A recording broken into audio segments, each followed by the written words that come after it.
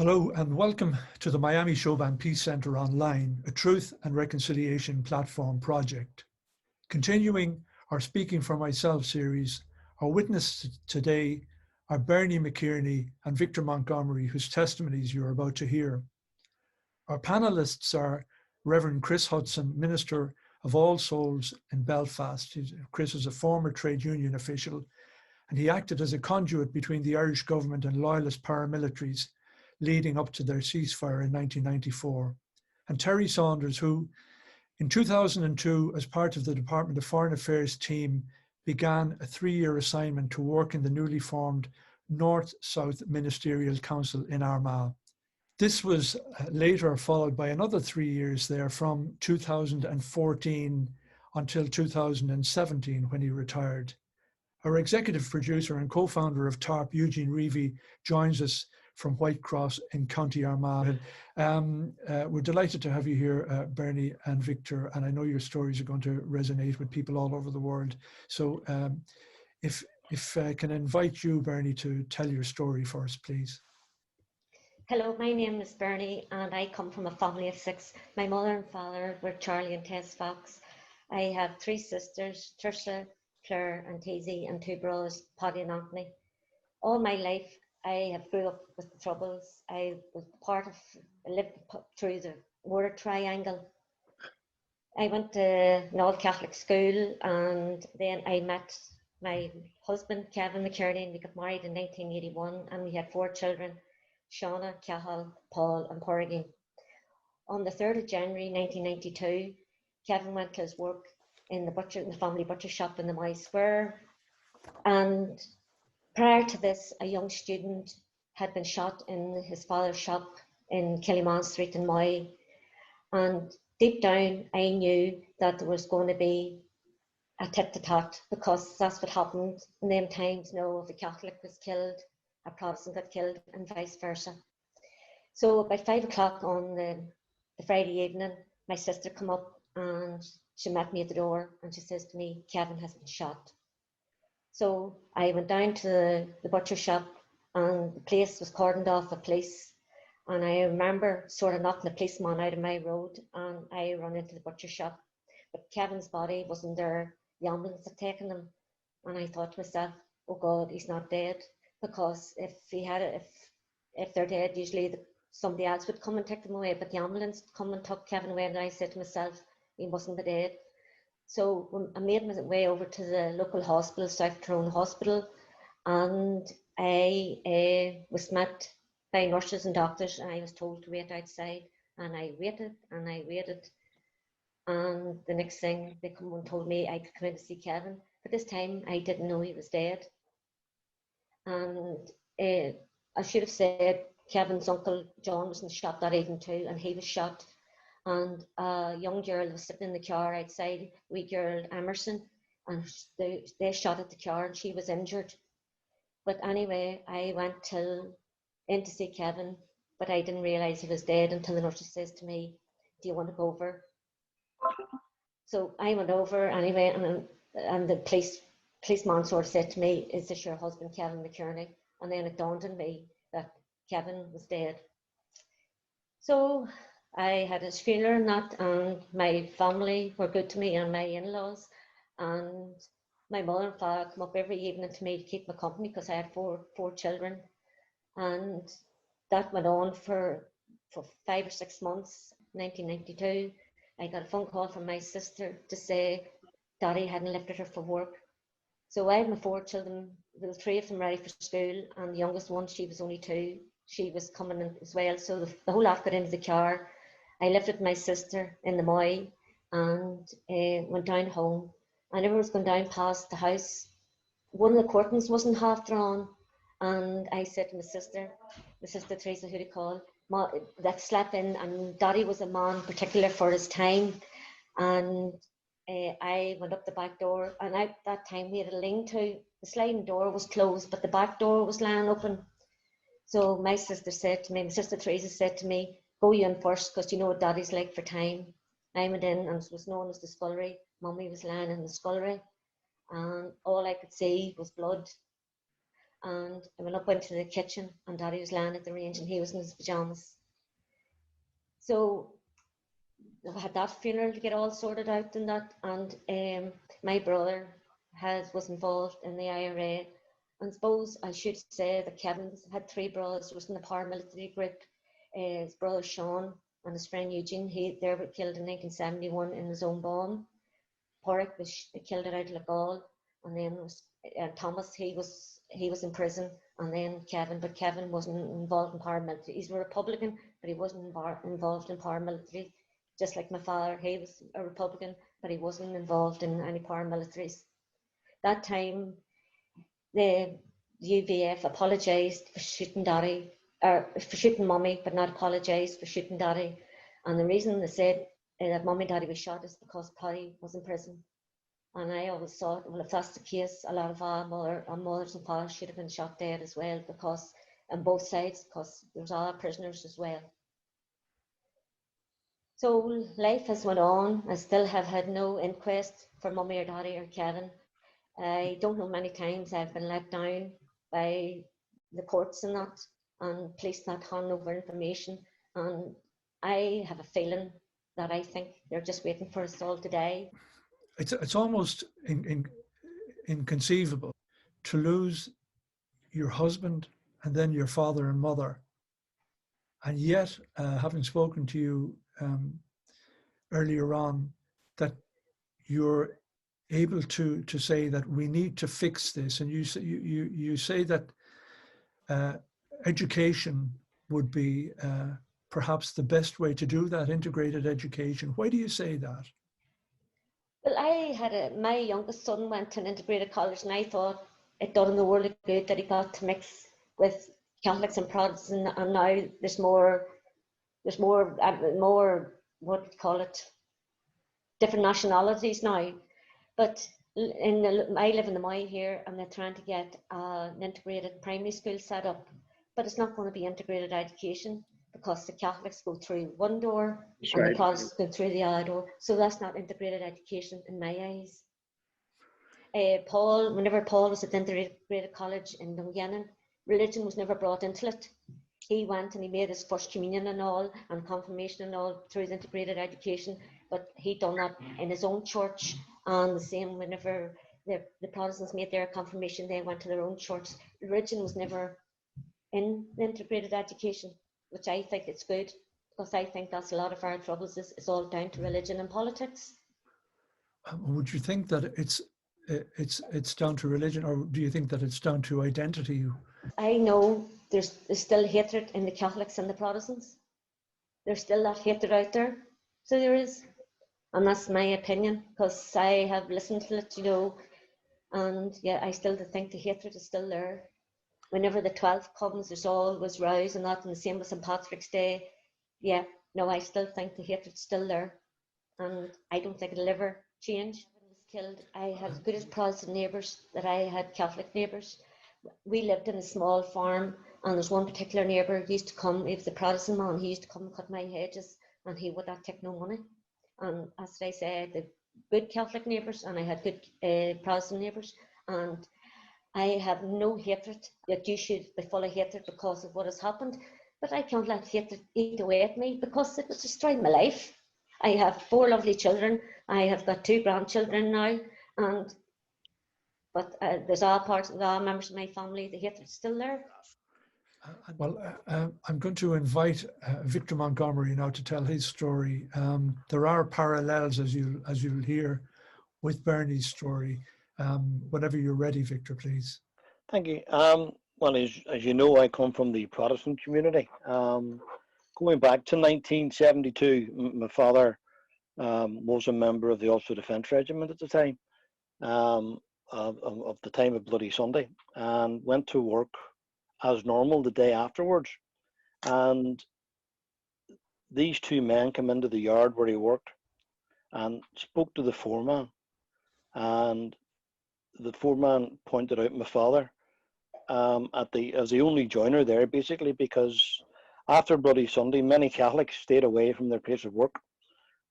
Teachers and everybody else stayed away from their places of work. So there were very few people in the yard at the time. And they told, the foreman told the two men that, you know, he's the only joiner. Tell him what you want, and if he tells you where to go, then you go, basically. My dad agreed to make whatever it was. I still say I can't remember stands or the covers for the graves, but they certainly were being used for the coffins and the funerals of those killed on Bloody Sunday. And but a week later, after Bloody Sunday, my father was in the yard, and the two men came back again, looking for him. And their first words to my father was, "We know who you are, and we know what you're in." And it was just round about the time they had just started to murder members of the UDR. And they then turned around and said, "But what you did was appreciated, and you'll not be touched." And my father told me that what he said was, "That's fine. I take my chances when I'm in uniform, but you leave my family and my home alone."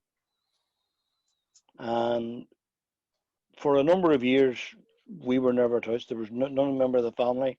There was nothing. Nobody was threatened. Nobody was harmed.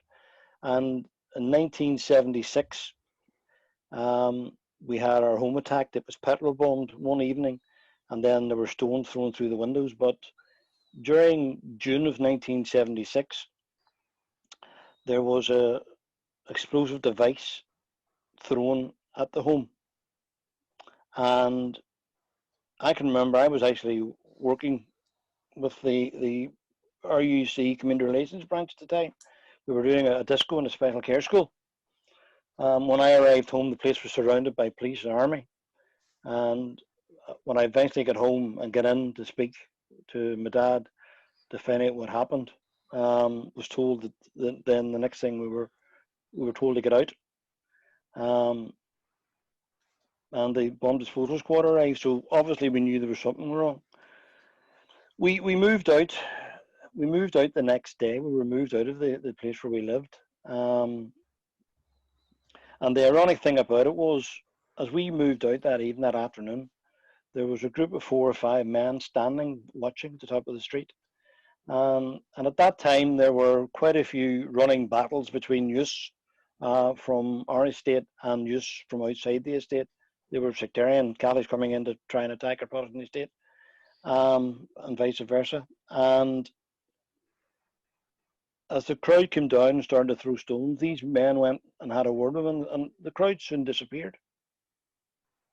And we later found out that the attack on the house hadn't been sanctioned, for a want of a better word. But we had moved then out to another estate in the city. And shortly after we moved, my brother joined the UDR, my brother David, my eldest brother. And in 1978-79, I started working for the security forces. In February of 1981, the 10th of February, David had taken we had one car in the family. David had taken it to work. And I had went down to pick it up. I was a day off, went down to pick it up so I could go and lift my father. And I was in the yard in the Strand Road where he worked at about 4 o'clock. And the ironic thing about it, on that day in question, and I knew the yard like the back of my own hand. I could go anywhere in the yard, knew exactly where it was. And I couldn't find David in the yard. Couldn't find him anywhere. And came back out, shouted to somebody that I knew, "Tell the big lad I've taken the car." And as I got out of the car, I could hear, "Where do you think you're going?" And it was my brother. And we had a 2-minute conversation. And I asked him where he wanted picked up because I was due to come down from that night again. There was 2 ways we could have went: back door or back gate, front gate. And he told me the front gate, and I fine, and I left him. And as I drove out, I still maintain as I was driving out, the gunmen were making their way in. I drove to the waterside area of the city to pick my dad up. And on the way home, I noticed a car behind me flashing lights. And I pulled in when it was safe to do so. And a gentleman got out of the car and come over to me and asked, he said, "How's your David?" And I went, "What do you mean, how's our David?" He says, "You haven't heard?" And I goes, "No, we're on our way home. What's wrong?" And he said, "I've just left Cluny Camp, which was the base for the UDR in the city. And there's word coming through that there's been an incident and your David's involved somewhere." So I went, right. And instead of going home and driving across Craigavon Bridge to the city where we lived, I turned left and went to the nearest police station, told the policeman who I was and what I wanted to do, and I rang to the company sergeant major.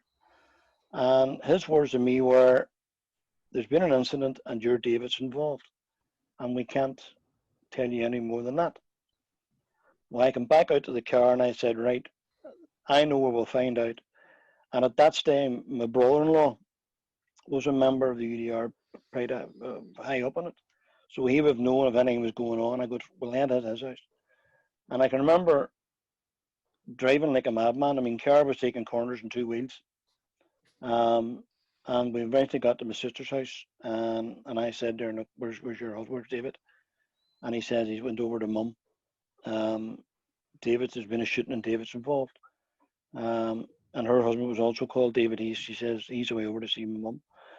As luck had it, he had got over to my house 2 minutes before the police arrived to tell my mother that her son was dead. We had no phone at home. I said, look, and I phoned the neighbours and I got my brother-in-law to come over.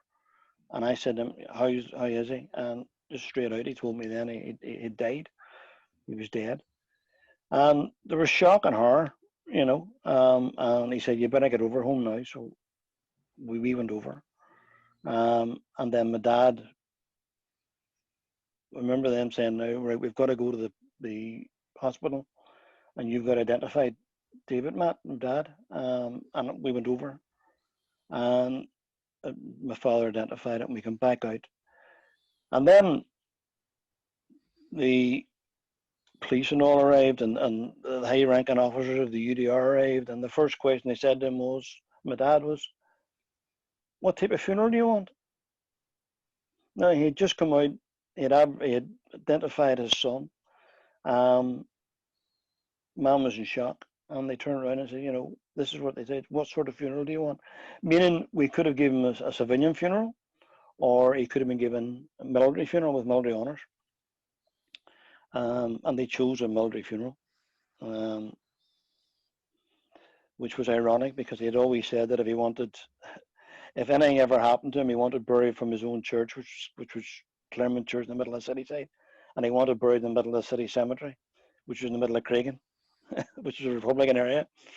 And that was a Tuesday. And I was told to stay away from the home that night, and I stayed in the girlfriend's house at the time.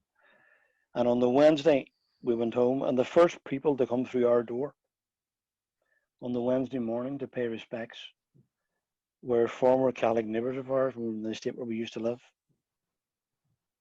And then everybody else coming. And on the Thursday night, before, it was early on in the evening, there was a knock at our front door, and somebody went to answer it, and all I heard was, "Victor, you're wanted." And I went out, and there were two men standing at the front door, very well dressed,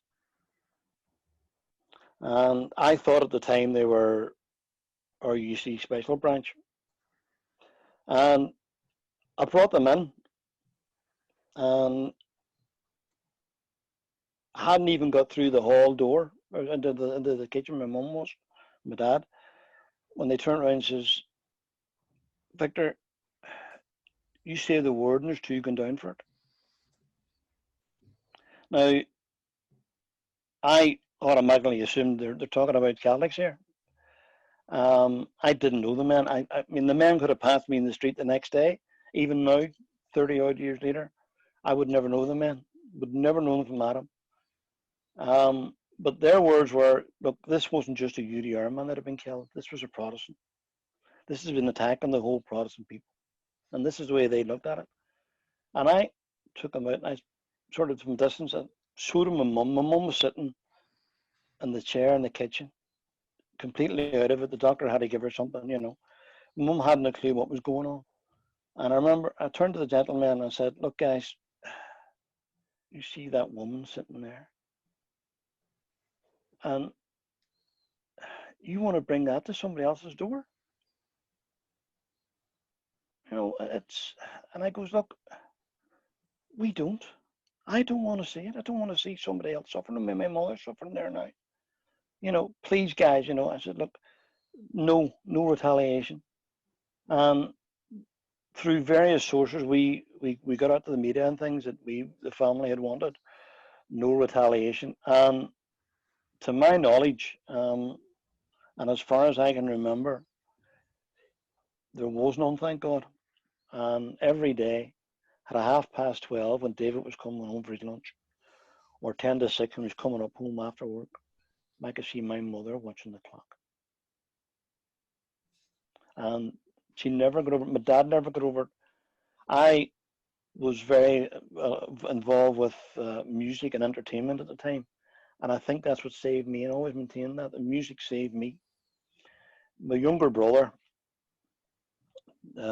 for whatever reason, became involved with the UDA.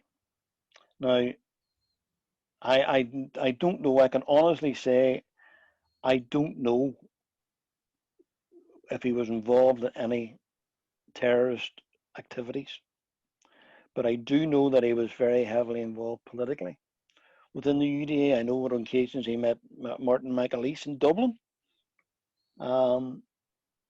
but in November of 2004, I had just come back from, I worked for TransLink at the time, and I'd just come back from a Belfast run. And as I parked the bus, the police were parking their vehicle in the back of the yard to come and tell me that Bertie had been found in UDA headquarters in the city, where he committed suicide. Now, I know he was trouble. I knew he was very angry. What happened to David, he never really got over it. He never did. As I say, and I don't know whether he retaliated and did terrorist activity within the UDA, but I do know he was politically involved. I was lucky, and as you heard it in the piece where I did it with the Theatre of Witness, I had music, but my mum especially, we weren't brought up to hate. My kids, I have 3 children who are all growing up. 2 of them have families of their own now. 2 of them are married to Roman Catholics. I have 3 fantastic in-laws, 2 son-in-laws and a daughter-in-law. I have 3 fantastic grandchildren who me and my wife love to bits. My kids know that their uncle was shot dead by the IRA, but that's it. They never knew how or why until the evening I did my one of the evenings we did in Theatre Witness, when they actually came to see the performance. They never knew the story because it was never put down their throats. It was never pushed to them. Because I think that's what's wrong with this. Bernie's right. Maybe integrated education is a good idea. And it's how you treat your kids, and it's how you see them grow up. So I was lucky. I had something to keep me away from it. I was very lucky. Music really saved me, because I was too busy going out and making money and making music and to be involved in things. I was very lucky. I probably, if I hadn't had music, you know, I would have wanted revenge. I have to be honest. I would have joined somebody and you know, UVF, UDA to get something. But as I say, the family have been brought up not to hate, and they were always taught, you follow your heart. So long as I don't care who you, I mean, we don't care who they marry, so long as their husbands and their wives treat them fairly and be good to them, we're happy, you know. One of the things that strikes me about both Bernie and yourself is your love for your children and your grandchildren. Yes.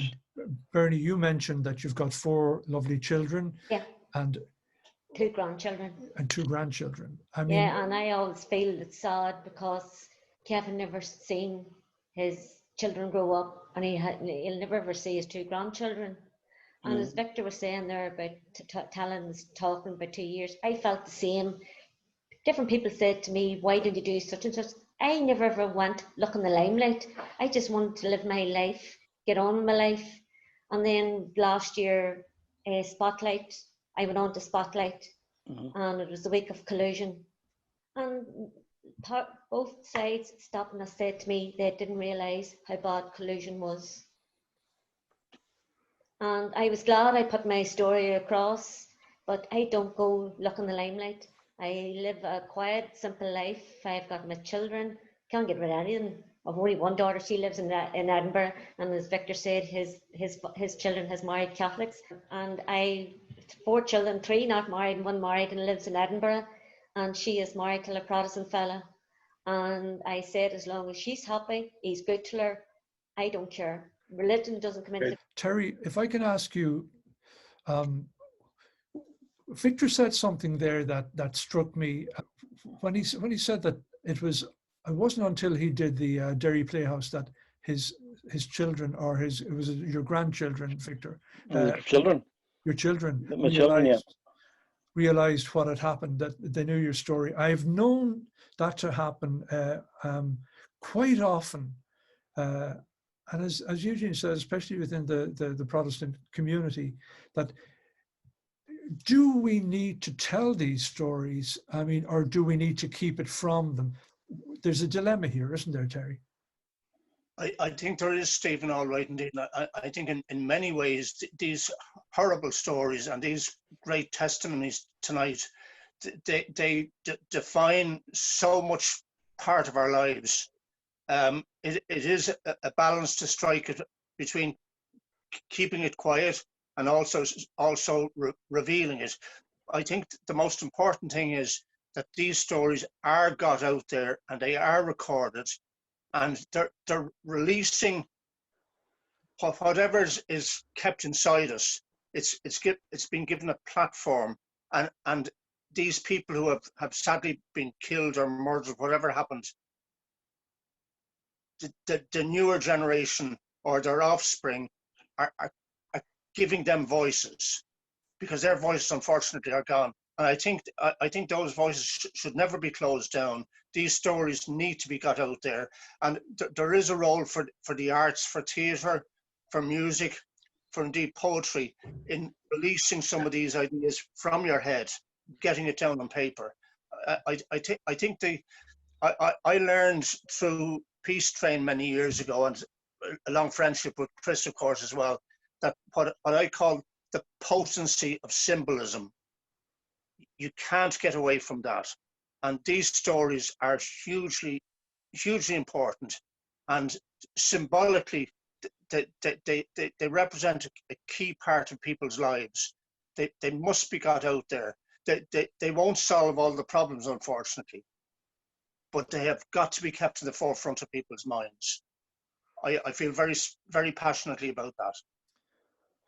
Chris, I remember in 2007 when Neil Featherstone-Haugh and I decided to write the book, the fact that you facilitated the meeting between me and the man who's known as the craftsman in the book, a UVF leader at one stage, means that you believe in the power of telling the story. To what extent does the truth, can we tell the truth, or do we lay it all bare, or must we hold back on certain things? Stephen, I'll attempt to answer that, because where it's, in some ways it can be a minefield.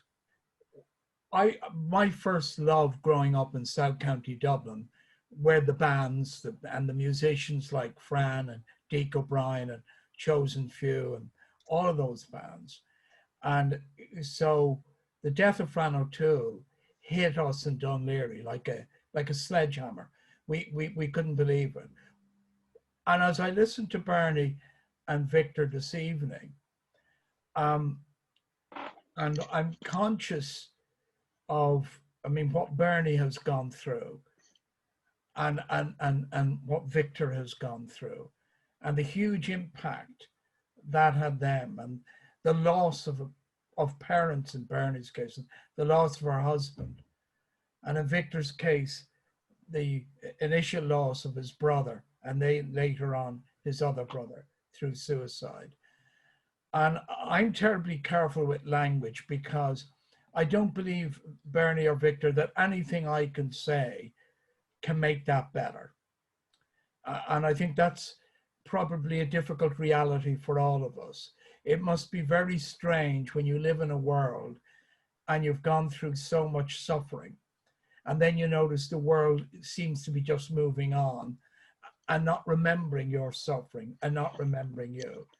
And then rightly, we have an obligation, and you have an obligation to come out, and I won't use story, I'll use, as Victor said, give testimony, because every so often I meet young people in Belfast, and their regret is that they've missed the war.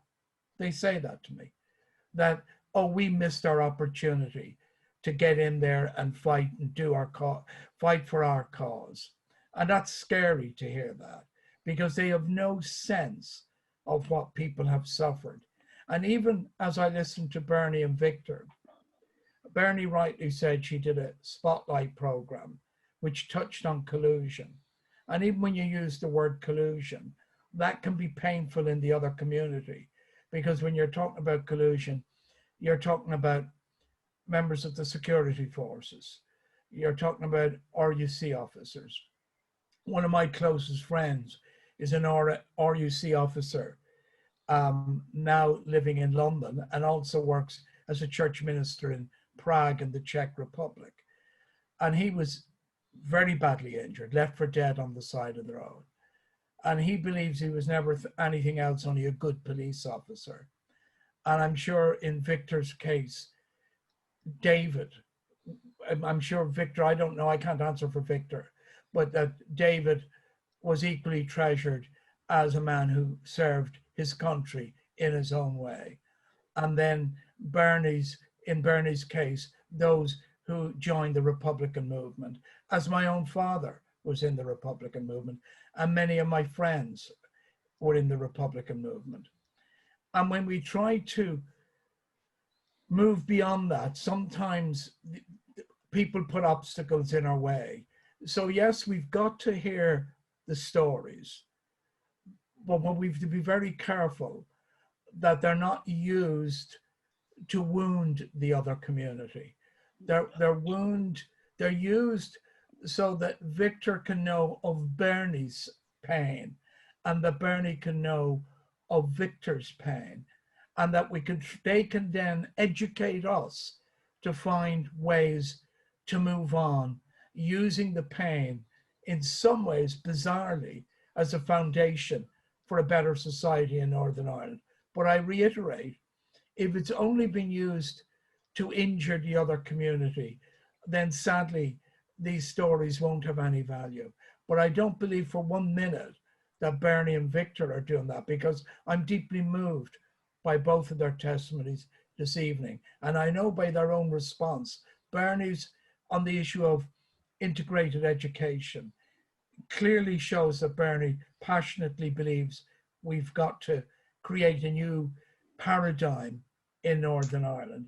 And Victor, listening to Victor talk about his mother and a family that were reared on compassion and love thy neighbor as thyself, I can see that Victor and Bernie can educate the rest of us through their stories I believe in the 200% solution. And that is, I treasure everything in Northern Ireland. I count amongst my friends Martino Minor, former Sinn Féin MLA, and Mervyn Gibson, the General Secretary of the Orange Order of Northern Ireland. I believe both of them have a right to call themselves Irishmen, and they've also a right to treasure their culture and their background. And I think in memory of Bernie's family and in Victor's, and of course you, Eugene, because we know, I mean, look at the brave thing you're doing here. You can detach yourself and help manage this program tonight, yet we're all conscious of the suffering that you went through. And we need you to help educate us to make this a better place. Thanks, Chris. The one thing that we have in common is the pain. It's the pain that unites us, which is exactly what you said, Chris, that in some bizarre way, the pain of these stories helps to educate and perhaps does something good and moves us forward. And that's why TARP will always be do a balanced program, and will always show that's our main objective. And I'm delighted to say that our friends in America now are helping us to set up an online archive of the history of the Troubles as told by the victims, which is quite unusual because history is usually told by the victors. There's an old saying, I believe it's an African saying, I don't know, but it says, until the lion learns how to write, the story will always favor the hunter. We're very, very grateful to Bernie and to Victor, and obviously to Chris and to Terry, on behalf of Eugene and myself and all of the people who work behind the scenes in TARP. We'd also like to thank the Irish Department of Foreign Affairs and Trade for assisting us in this particular project. It's been an absolute honor to speak to you all, and I'm sure we'll all stay in touch.